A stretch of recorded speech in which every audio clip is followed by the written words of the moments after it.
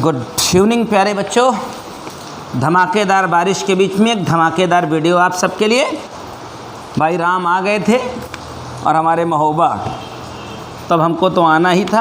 पहले मैंने सोचा कि अगर कोई नहीं आएगा तो थोड़ा लेट जाऊंगा, जब बारिश बंद हो जाएगी 8 बजे जाऊंगा या 9 बजे जाऊंगा। वीडियो तो बनाना ही था आज, क्योंकि चैप्टर मुझे करना था ख़त्म। इस चैप्टर को मुझे करना था ख़त्म आज फाइनली। कल एक टेस्ट होगा और परसों एक नए चैप्टर का आरंभ होगा। आज फाइनल है, इसमें कोई सवाल आज छोड़ूंगा नहीं।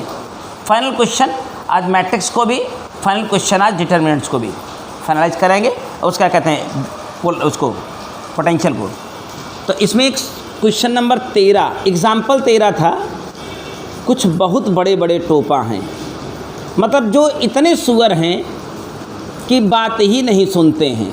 इसी सवाल को कम से कम 3 बार मैं पिछले 3 दिनों में बता चुका हूँ, लेकिन जो भी भेजा है वो अपने को उसी कैटेगरी में रख सकता है। बोला एक त्रिभुज के 3 कोने पर 3 कूलम, एक एक कूलम के 3 आवेश रखे और इस त्रिभुज की भुजा 1 मीटर है। बोला इन तीनों आवेशों को थोड़ा नज़दीक ले आया जाए।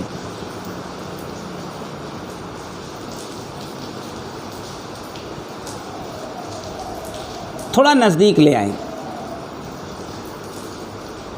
नज़दीक आने पर ये दूरी 0.5 हो जाए तो बताओ कितना कार्य करना पड़ेगा। तो कुछ बहुत बड़े सुअर हैं, जिसको सुअर कहा जाता है एकदम कंफर्म। तो उनके लिए सवाल है। जिसका भी सवाल हो और जिसने भी पूछा हो, इसी सवाल को मैंने 3 अटेम्प्ट एक ही क्लास में 2 क्लास में इसको बताया है। बताया था कि ये 3 बिंदु आवेश अगर 3 जगहों पर बैठे हैं तो एक पोटेंशियल एनर्जी सिस्टम क्रिएट करेंगे। 1/4 पाई एप्सिलॉन 0 सब में आएगा। Q1 Q2 Q1 Q2 Q1 Q2 सभी आवेश एक जैसे हैं। Q1 Q2 अपान R प्लस Q1 Q2 अपान R प्लस Q1 Q2 अपान R। कैलकुलेट करते तो 1/4 पाई एप्सिलॉन 0 की वैल्यू होती 9 × 10⁻9 1 2 3। अब ये जब तीनों आवेश नज़दीक आ जाएंगे तो Q के मान नहीं बदलेंगे, बस दूरी बदल जाएगी। नई सिचुएशन में नई दूरी U फाइनल जो हो जाती 1/4 pi epsilon 0। Q1 Q2 again same चल रहे हैं। Q1 Q2 अपान R की वैल्यू 0.5, Q1 Q2 अपान R की वैल्यू 0.5, Q1 Q2 R की वैल्यू कैलकुलेट करते तो जस्ट इसकी दुगनी वैल्यू आती। वो अगर 9 × 27 × 10⁻9 था तो ये वैल्यू हो जाती 27 दूना 54 × 10⁻9। अगर क्वेश्चन ये था तो अगर वो 0.1 कूलाम थे तो 0.1 कूलाम का मकसद बन जाता, उससे कोई दिक्कत नहीं थी। क्वेश्चन यही दिया गया था। अच्छा इसमें 1 2 3 थे, मैंने एक कूलाम ले लिया, कोई बात नहीं है। डेटा को मैंने चेंज कर दिया, चलो तुम्हारे हित में रह गया सवाल। हमने एक कूलाम ले लिया। अगर यहाँ 1 2 3 होते तो कुछ नया बन जाता। निकाय तो 3 ही बनते ना। अगर ये 1 2 3 होते तो ये 1 × 2 यानी यहाँ 2 हो जाता, और 2 × 3 यानी यहाँ 6 हो जाता, 3 × 1 यहाँ 3 हो जाता। ये नई निकाय में नई ऊर्जा 99 आ जाती। ये ऊर्जा जब उसकी दुगुनी कर जाते, क्योंकि दूरी ही केवल बदली है, तो 198 हो जाती। अब इसमें से इसको घटाते तो किया गया कार्य निकल जाता। ये कुछ ऐसे सुअर हैं जो क्लास में कॉन्सेंट्रेट ही नहीं होते, सुनते ही नहीं हैं, जिनको सुनने से मतलब ही नहीं है। ज़िंदगी बस वारी न्यारी ऐसे चल रही है, धक्का प्लेट चलने आए हैं पढ़ने। एनर्जी का कंसेप्ट कंटिन्यूअस बताया है, कैसे बनाते। जिस दिन पोटेंशियल एनर्जी पढ़ाई थी, चैप्टर को पढ़ाया था, उस दिन बार बार बताया था। अरे यार ये क्या हो रहा है? नहीं, उधर केबल है, उनकी ब्लास्ट हो रही है। 1 मिनट, गाड़ी के पास हुआ क्या?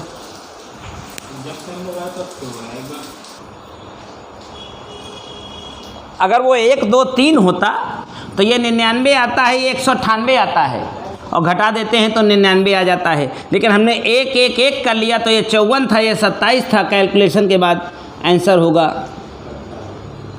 27। अरे वही उसी का दुगना, अगर यहाँ 27 आए तो यहाँ 54 आएगा, यहाँ 1 2 3 होते तो यहाँ 99 आता, यहाँ 198 हो जाता। एक सवाल तो ये था, तो ये किसी महासुगर का सवाल था, 6 आदमी का तो सवाल था नहीं, ये गारंटी है।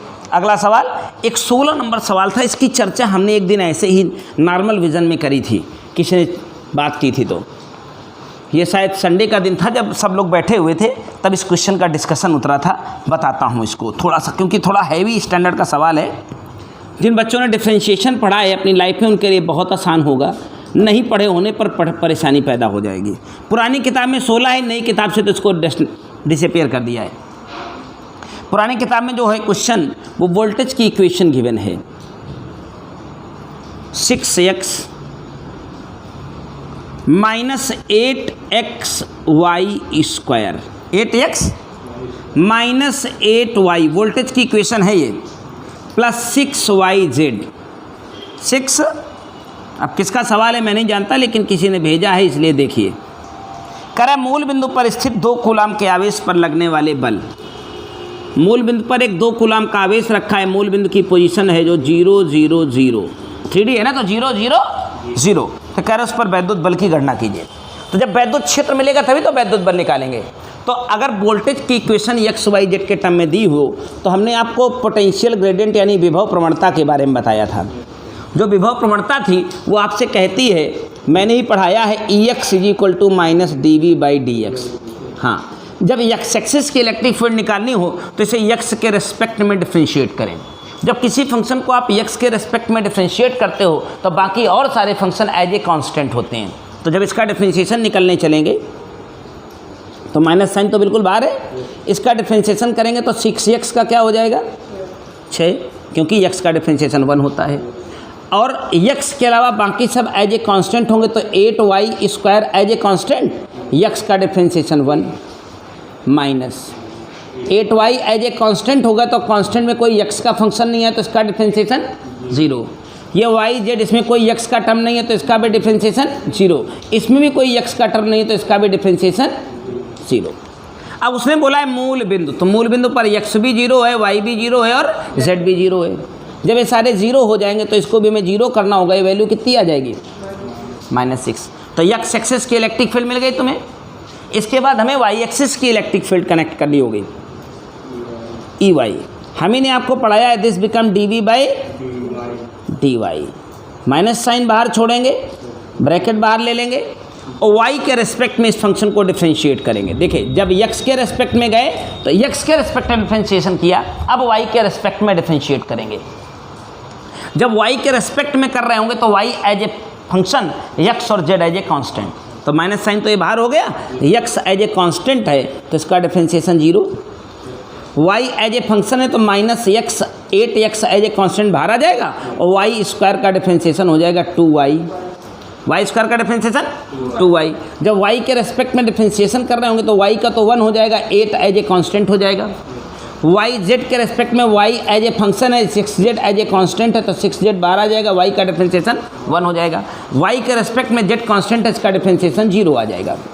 हम इसे कैलकुलेशन में ले गए, ओरिजिन पर जाना है तो x 0 है, y 0 है, z भी, तो इसमें x और y 0 हो जाएंगे तो ये 0, z 0 हो जाएगा तो ये भी 0 और minus minus plus. y axis की इलेक्ट्रिक फील्ड कितनी हो जाएगी? एक मुझे z एक्सिस की इलेक्ट्रिक फील्ड भी निकालनी पड़ेगी, क्योंकि यहाँ dV/dz का भी मामला आएगा। माइनस साइन कॉमन हो गया। अब जब मैं इसे z के रेस्पेक्ट में डिफरेंशिएट करूँगा तो z एज ए फंक्शन होगा, बाकी एज ए कांस्टेंट। तो 6x एज ए कांस्टेंट तो इसका डिफरेंशिएशन 0, ये पूरा का ही कांस्टेंट तो इसका डिफरेंशिएशन 0, ये भी पूरा कांस्टेंट तो इसका भी differentiation 0। z as a function है तो 6y as a constant, z का डिफरेंशिएशन 1 और माइनस का 8z। माइनस का z की वैल्यू को 0 रखना है, y को भी 0 रखना है, तो ये वैल्यू क्या हो जाएगी? ओरिजिन बोला ना, तो ओरिजिन पर x y z सब 0 होंगे तो वैल्यू कितनी हो जाएगी? हमें कुल मिला के इतनी कहानी से ये पता चला कि जहाँ भी हूँ मैं, जैसा भी हूँ, यहाँ पर 2 इलेक्ट्रिक फील्ड हैं। एक x की नेगेटिव में है जो कि कितनी है -6, एक y के पॉजिटिव में है जो कि कितना है प्लस का 8। 2 वेक्टर हैं, 90 डिग्री के एंगल पर हैं, अलग अलग वैल्यू है 8 और 6, इनका परिणामी निकालेंगे तो इफेक्टिव इलेक्ट्रिक फील्ड मिल जाएगी क्या हमें? वेक्टर का कंसेप्ट हम आपको बहुत ज़्यादा कूलॉम से भी पढ़ा चुके हैं, √E1 square plus E2 square. 90 degree का मामला है ना, E1 square E2 square 2E1 E2 cos 90, cos 90 हो गया 0, तो 8 8 64, 6 6 36, 36 64, 100, 100 का वर्गमूल। इफेक्टिव इलेक्ट्रिक फील्ड यहाँ कितनी आ गई? अब इफेक्टिव इलेक्ट्रिक फील्ड आ गई, हमें फोर्स पता करना था, तो F = EQ, F = तो E मेरे को 10 मिला है, Q मुझे 2 बताया गया है, आंसर चेक कर लीजिए 20 न्यूटन। ये बहुत बेहतरीन सवाल था, हम ऐसा मानते हैं, इसीलिए नए वाले वर्जन से इस किताब क्वेश्चन को ही हटा दिया गया, बोले जाओ सरल सरल करो, अच्छे बच्चे हो तुम लोग। तो ये पुरानी वाली किताब का जिसका जो कंटेंट था वो ख़त्म हो गया। अब कुछ एक्सरसाइज के सवालों को देख रहा हूँ। अब किताबों में नंबर आगे पीछे हो सकते हैं, इनको मैं बहुत नहीं कहना, कुछ बताना चाहता हूँ, लेकिन सवाल हम आपको सारे कवर करेंगे आज, क्योंकि आज पोटेंशियल समापन है। पोटेंशियल आज के बाद कोई सवाल नहीं, क्योंकि जितने मैं पहले बता चुका हूँ और जो बाकी आज बचे हैं सारे कवर होने वाले हैं। बामुश्किल 40 से 45 मिनट के वीडियो में सारे क्वेश्चन से एक एक करके कवर हो जाएंगे। तो ये किताब मेरे ख्याल से मेरी नई वाली किताब है, क्यों? इस नई वाली किताब में क्वेश्चन नंबर 17 है। मोस्ट आप लोगों के पास नई बुक्स हैं, तो इस नई बुक्स में क्वेश्चन नंबर 17 के बारे में बात कर रहा हूँ। क्वेश्चन नंबर 17 आपके पास, एक एक क्वेश्चन हम आपके लिए लगाने को तैयार हैं, बस आप एक एक सवाल पर ध्यान दिया करो। एक एक सवाल में लगातार बताता रहता हूँ, उसका वीडियो बनता रहता है, तब भी कुछ न कुछ सुअर ऐसे रहते हैं जिनको पढ़ाई लिखाई से कोई मतलब ही नहीं है। एक समबाहु त्रिभुज के प्रत्येक कोने पर 250 माइक्रोकूलम के आवेश वायु में रखे हैं। राम, एक समबाहु त्रिभुज है, इसके 3 कोनों पर 3 बिंदु आवेश रखे हैं, सभी 250 हैं, सभी 250 माइक्रोकूलम हैं, हैं क्या? त्रिभुज के परिकेंद्र पर जिसकी प्रत्येक कोने से दूरी 18, तो बात ही खत्म हो गई। कैसे टोपा आदमी हो? त्रिभुज का ये परिकेंद्र है, सेंटर पर होगा कहीं, हर कोने से दूरी 18, हर कोने से दूरी, जब उसने बता ही दिया है दूरी और बता के दिया है चार्ज सब, तो यहाँ वोल्टेज पैदा नहीं करा सकते हैं आप। तो यहाँ वोल्टेज पैदा होते कुल 3, एक V1, एक V2, एक V3। जितना V1 उतना V2 उतना ही V3, क्योंकि जितना चार्ज यहाँ उतना चार्ज यहाँ उतना चार्ज यहाँ, और सभी की डिस्टेंसेस बराबर। तो एक का निकाल के 3 गुना कर दिया जाए, तो वैल्यू 1 की निकालते तो 9 × 10⁻⁹ इंटू Q की जगह 250 10⁻⁻6 अपान R, 18 सेंटीमीटर की जगह मीटर, सेंटीमीटर की जगह, और ऐसे कितने 3। इसको कट करते तो कितना, इसको कट करते तो कितना, 125 × 3 करते 375, 9 2 11, 11 में 6 निकालते तो 5, 11 में 6 निकालते, कैलकुलेट करते हमारी वैल्यू आपके साथ, चेक करके answer. Question number 17 is finish. Question number 21, एक एक करके बिल्कुल कम समय के अंदर इन सभी सवालों को कवर अप करेंगे। क्वेश्चन नंबर 21 कहता है 6 × 10⁻⁻8 कूलम का एक आवेश। इस सवाल को भी मैं पिछली 2-3 क्लास में 2-3 बार बता चुका हूँ। एक 6 × 10⁻⁸ कूलम का एक आवेश Q मूल बिंदु पर रखा है। कहाँ पर रखा है? एक इलेक्ट्रॉन को, एक मतलब जो दूसरा आइटम हो उसका नाम Q2 दे दीजिए, इलेक्ट्रॉन का नेगेटिव, x बराबर 3, x बराबर से x बराबर 6 पर ले जाया गया है। x बराबर, इसको यहाँ से उठा के यहाँ ले गए थे।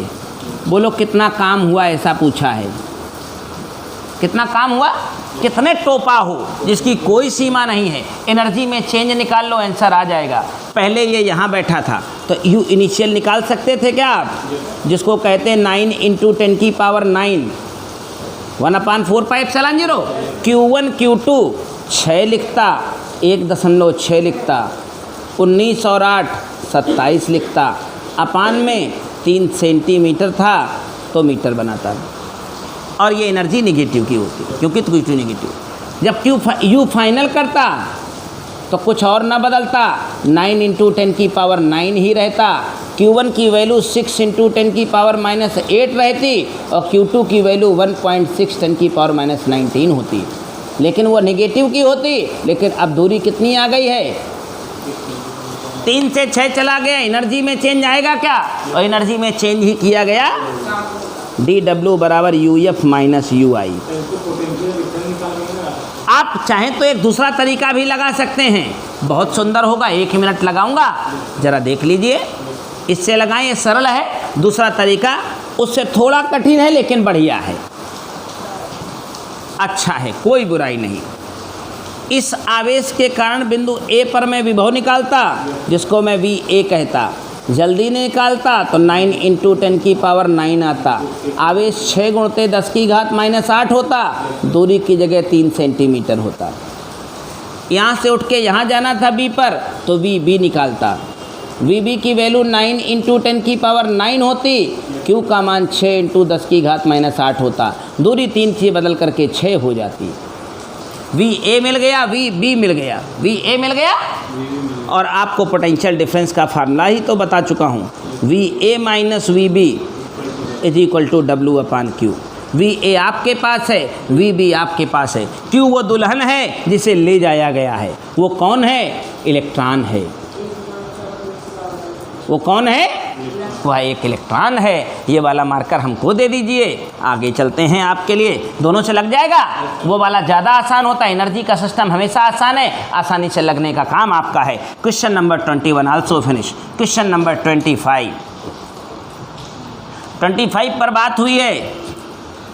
2 समान आवेशों, प्रत्येक 2 इंटू 10 की घात -7। दोनों आवेश परस्पर 20 सेंटीमीटर की दूरी पर हैं। उसी परिमाण का एक तीसरा आवेश दोनों आवेशों के ठीक बीच में स्थित है। दोनों आवेशों से 20 सेंटीमीटर दूर एक बिंदु पर ले जाया जाता है। इस प्रक्रिया में वैद्युत क्षेत्र द्वारा किया गया। Second question number 25। 2 समान आवेश, 2 इंटू 10 की पावर माइनस से। सवाल को पढ़ करके स्टेटमेंट का एक डायग्राम जब भी बनाना सीख जाएंगे, बाबू राम सवाल नहीं फंसेगा बेटा। उसी परिमाण का एक तीसरा आवेश दोनों के ठीक बीचों बीच बैठा। उसी परिमाण का यानी सेम चार्ज दोनों के ठीक बीचों बीच बैठा। कह रहा है इन दोनों आवेशों से 20 सेंटीमीटर दूर ले जाया जाता है। इस प्रक्रिया में किया गया। तो पहले ये यहाँ बैठा है, ये यहाँ बैठा है, ये भाई साहब बीचों बीच बैठे हैं, तो ये 10 हो गया। तो सबसे पहले जब ये सब लोग ऐसे बैठे हुए हैं तो एक ऊर्जा निकाय बन रहा है। 3 ऊर्जा निकाय बन रहे हैं, Q1 Q2/R, Q1 Q2/R, Q1 Q2। तो पहले U इनिशियल निकाल लिया जाए। 9 इंटू 10 की पावर 9 इंटू Q1 Q2 2 दूनी 7 अपान यहाँ से यहाँ की दूरी सेंटीमीटर। एक सिस्टम ये भी है। फिर अगेन प्लस का ही होगा, 9 इंटू 10 की power 9, Q1 Q2 same value. दूरी के बारे में बात करें तो 10 सेंटीमीटर। अगेन बात करें तो सेम आइटम सेम वैल्यू अपान फिर से 10। बोलो,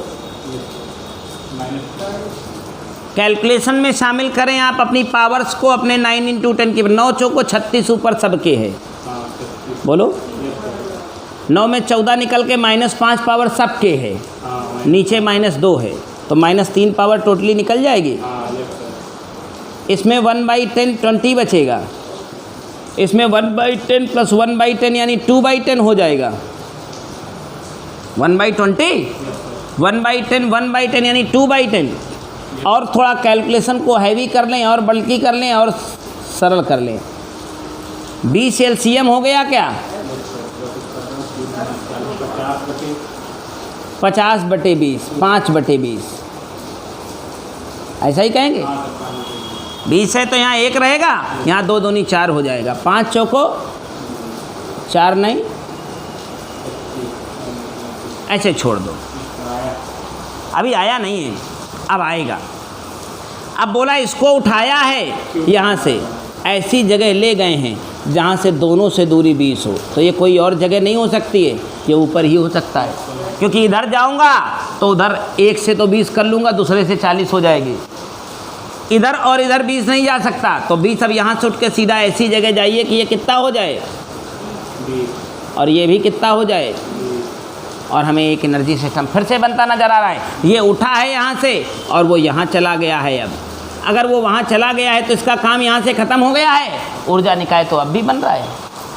Q1 Q2/R, Q1 Q2/R, Q1 Q2/R। You final निकालने जाएंगे तो बकलोली नहीं करेंगे, 1 का निकाल के 3 गुना कर दें, क्योंकि तब तीनों एक ही जैसे हैं।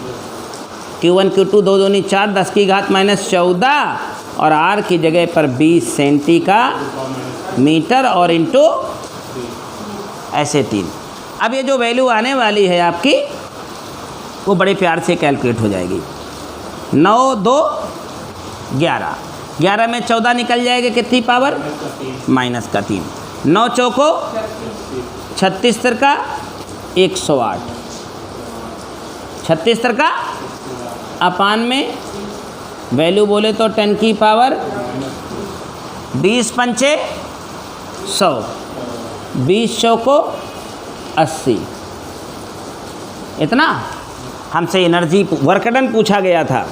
मैंने बताया है लगातार एक ही कंसेप्ट के ऊपर काम हो जाएंगे। You final minus you initial, 9 में 5.4 घटाएंगे तो 3.6 आना चाहिए।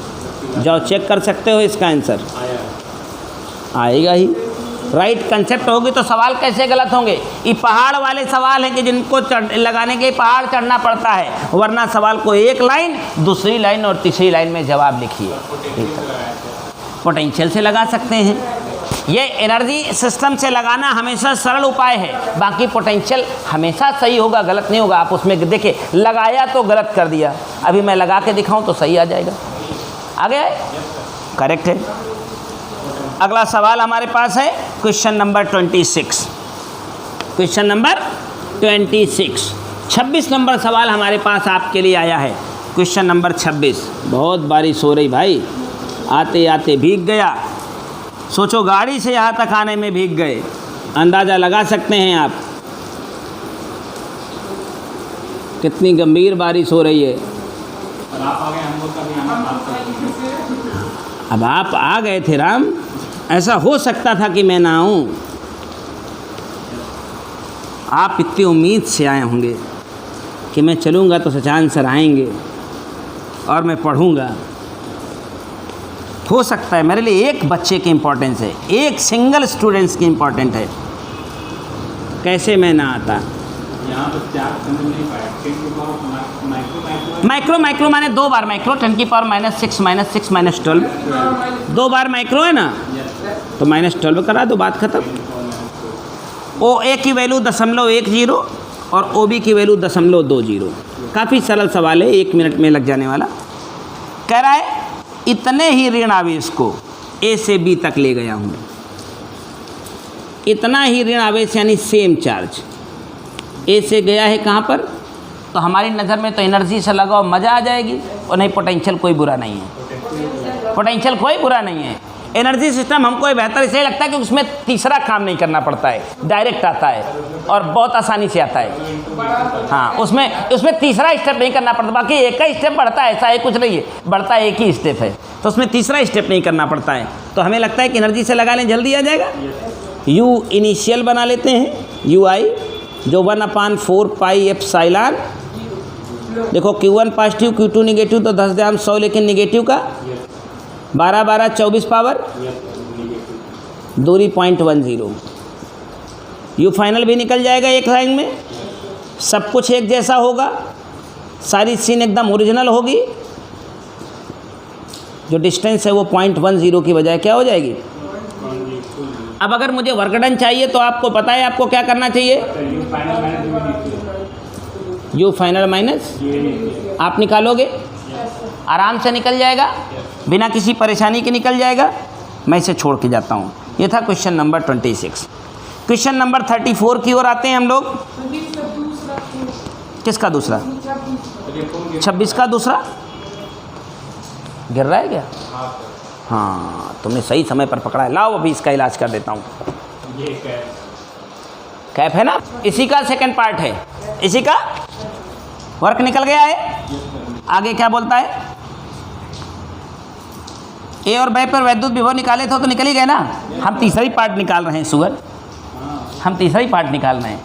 ए और बी तो निकालेगा ही, इसके कारण यहाँ पर विभव, इसके कारण यहाँ पर विभव। तीसरा पार्ट ही तो मैं लगा रहा हूँ। इस सी को, इसका निगेटिव यहाँ से उठा के यहाँ ले जाया गया है, तो कितना कार्य होगा? कितना? यही तो निकलेगा अभी, कार्य ही तो निकालने में लगा हूँ। 34 नंबर, बढ़िया क्वेश्चन देखिएगा।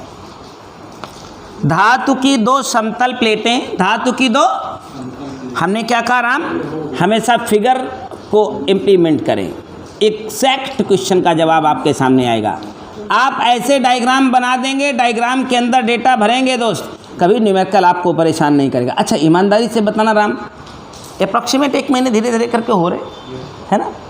जहाँ से चले थे तुम मेरे साथ, वहाँ से ईमानदारी से बताना थोड़ा आगे आए हो कि नहीं। मैं बहुत नहीं चाहता हूँ कि कोई ज़मीन आसमान हो गया है, लेकिन 1 महीने में जहाँ से तुम चले थे उससे बेहतर हुए हो कि नहीं। कह रहा है धातु के दो समतल प्लेटें 2 सेंटीमीटर की दूरी है। कहाँ ये सिचुएशन थी कि एक सवाल भी ना लगने की कसम होती थी, न्यूमेरिकल 1 नहीं होता था। अब संख्या दिन में 20 पहुँचने लगी है आराम से, कई बार ज़्यादा भी हो जाता है, कोशिश की जाए तो ज़्यादा भी हो जाता है। 2 × 10⁻², 1000 वोल्ट की बैटरी से जोड़ा गया है कि नहीं? और मैं तो कहता हूँ फिजिक्स जैसे खूबसूरत सब्जेक्ट में यार, जिसने क्वेश्चन लगाया नहीं या जिस मास्टर ने लगवाया नहीं, वाकई वो पाप के भागीदार हैं। दोनों, गुरुजी भी और उनके शिष्यगण भी, दोनों पाप के भागीदार हैं। वो अपने साथ घात कर रहे हैं, वो अपने साथ घात नहीं महाघात कर रहे हैं। इन प्लेटों के बीच एक प्रोटॉन, इन प्लेटों के बीच एक प्रोटॉन, इतना आवेश तो हम जन्म में करते हैं, स्थित है। दोनों प्लेटों के बीच वैद्युत क्षेत्र की तीव्रता, पहला प्रश्न चाहता हूँ जो 1 सेकंड में ही निकल जाएगा। E = V/d अपने पास है, डेल्टा V/डेल्टा x मेरे पास है, डेल्टा V मेरे पास है। एक लाइन में ही आपका आंसर होगा और निकल भी गया होगा, बिल्कुल निकाल चुके होंगे, कोई परेशानी नहीं। पहले सवाल का जवाब एग्जैक्ट आ चुका है, 50,000 वोल्ट पर मीटर। इसके बाद दूसरा प्रश्न है प्रोटॉन पर न्यूटन में बल। तो यहाँ पर प्रोटॉन आया है, कौन आया है? इसके बीच में प्रोटॉन फंस गया है, इसके बीच में। तो अगर प्लेट पर एक पॉजिटिव एक नेगेटिव चार्ज है तो प्लेट पर इलेक्ट्रिक फील्ड होगी, ऐसे पॉजिटिव से नेगेटिव की ओर। इसके बीच में एक आवेशित कण, प्रोटॉन क्या होता है? आवेशित कण ही तो होता है। मैंने बहुत पहले बताया था कि किसी आवेश विद्युत क्षेत्र में कोई आवेशित कण आ जाए तो F = EQ, E = F/Q, तो F = EQ। E आपके हवाले है, पहले ही निकल जा चुका है। और Q कौन है? प्रोटॉन। बोलो तो फोर्स निकालूं, 16 × 5 = 80, 8 × 10⁻15, 8 × 10⁻, 1 2 3 4, 19 में 4 निकल जाएगी 15, और 16 × 5 = 80 यानी 8, 1.6। अगले सवाल का जवाब भी आ गया, बोलो भाई। कह रहा है अलग अलग जगह पर क्या अलग अलग बल अनुभव करेगा? तो हम तो बता चुके हैं, 2 प्लेटों के बीच में इलेक्ट्रिक फील्ड यूनिफॉर्म होती है। जब E को बदलना नहीं है तो Q तो बदलना है ही नहीं ना, तो फोर्स को बदलना तो है नहीं, फोर्स एग्जैक्टली वही। Okay, no any confusion. चलते हैं आगे। एक और सवाल 36 और 37 है हमारे पास। बमुश्किल भाई 25 से 30 मिनट ही हुए होंगे, चैप्टर के सारे न्यूमेरिकल आपके सामने आ गए हैं। 36 नंबर, करें एक अल्फा कण को 10 लाख वोल्ट से एक्सेलरेट किया गया है। अल्फा कण को कितने वोल्ट दिए गए हैं? 10 लाख, 10⁵ और आ जाता है, 10 लाख हो गया ना, 10 लाख 10⁶ हो, 10 × 10⁵ वोल्ट से एक्सेलरेट किया गया है। तो अल्फा कण था ना, ये इसका वोल्टेज है दोस्त, ये इसका अल्फा कण है। तो अल्फा कण पर जो आवेश होता है वो बाय डिफ़ॉल्ट होता है, सही बात है, कूलॉम। तो हमें W चाहिए, हमें क्या चाहिए, इसकी गति ऊर्जा। हमने बताया है पिछले दिन आपको ही, आप ही थे वो, W बराबर VQ। जब गतिज ऊर्जा कही जाए तो कार्य के बराबर होती है। V मेरे पास है, Q मेरे पास है, आंसर भी मेरे पास है। पहला आंसर आ गया, फर्स्ट पार्ट, उसको 3.2 10⁻³ लिखा है। इसी विभवांतर से अगर प्रोटॉन को त्वरित किया जाए,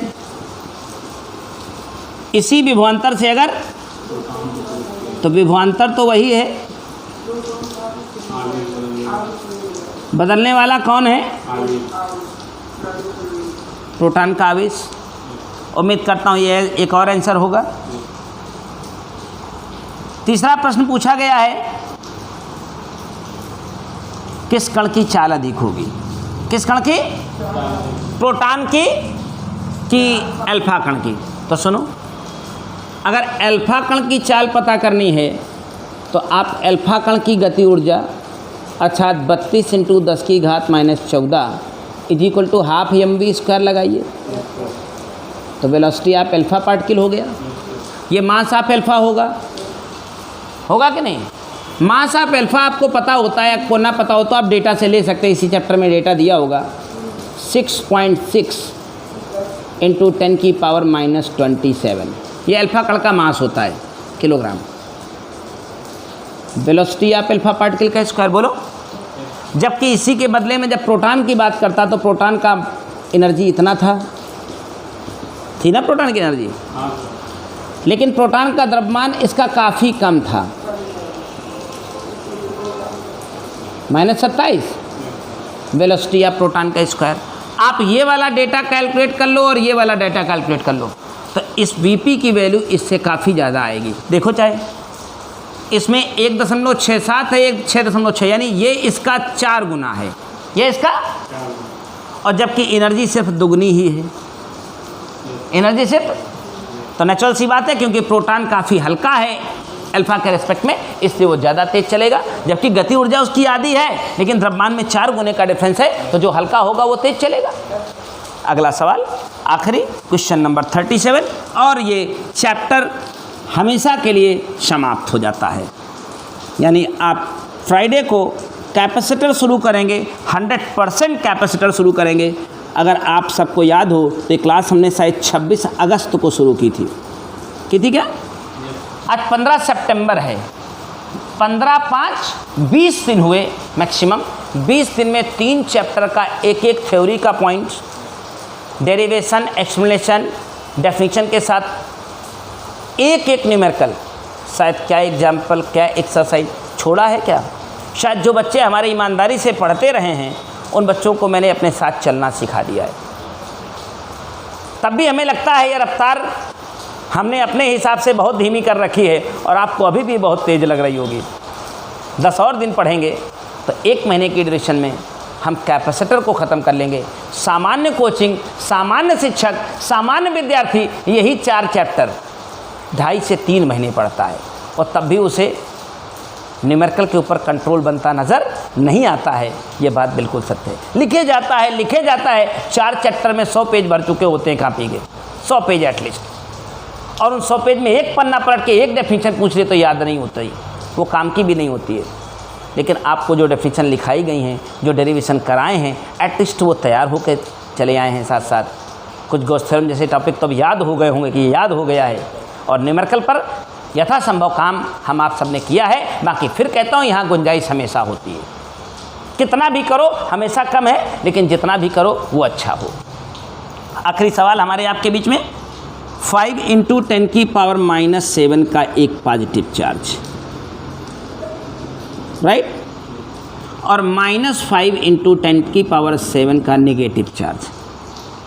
दोनों के बीच की दूरी जिसको 2L कहा जाता है 1 centimetre. I think it is a dipole. एक वैद्युत द्विध्रुव बन गया। हाँ, पहले ही पूछ दिया। इन आवेशों से बने वैद्युत द्विध्रुव के अक्ष पर केंद्र से 50 सेंटीमीटर, केंद्र से,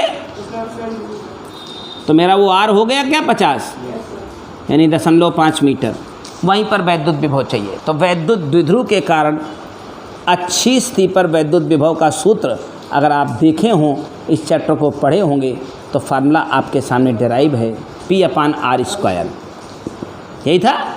तो 9 × 10⁻, P की वैल्यू किसी एक आवेश का मान इंटू दोनों के बीच की दूरी, जो 2L था वो था 1 × 10⁻⁻2 अपान में R², R यही है, 0.5 का स्क्वायर करेंगे 0.25, इसको उड़ाएंगे 10 की पावर कितनी करेंगे, -2, -2 को -2 से खा जाना, 5 को इससे काट देना, 5 को इससे काट देना, लिखना और भाग जाना। ये अंतिम सवाल था, ताबूत में अंतिम कील थी इस चैप्टर में। वोल्टेज अगर ओवरऑल तुमने देखा तो इस चैप्टर में निकालना था, करना क्या था, तुम्हें वोल्टेज की इक्वेशन को इम्प्लीमेंट करना था। वोल्टेज में को निकालते हुए चार्ज का साइन देखना था, डिस्टेंस देखना था, इतना सरल काम करना था। वेक्टर जैसा कॉम्प्लिकेटेड झमेला जो कूलॉम्स में और इलेक्ट्रिक फील्ड में था वो तो ख़त्म हो गया था। इसमें क्या था, चार्ज का पोजीशन देखना था। या बहुत अच्छे सवाल, जितने बढ़िया वाले सवाल थे मेरे ख्याल से वो सब एनर्जी से लग गए। वो एनर्जी एक बढ़िया अप्रोच था, Q1 था, Q2 था, यहाँ बैठे थे, वहाँ चले गए हैं। तो पहले का सिस्टम, दूसरे का सिस्टम को चेक किया, उठा के इम्प्लीमेंट किया कैसे। देखिए आप ये 20 से 35 मिनट का वीडियो बना होगा, 35 से 40 मिनट। जी हाँ, बिल्कुल सही अंदाज़ा है मेरा, 36 मिनट।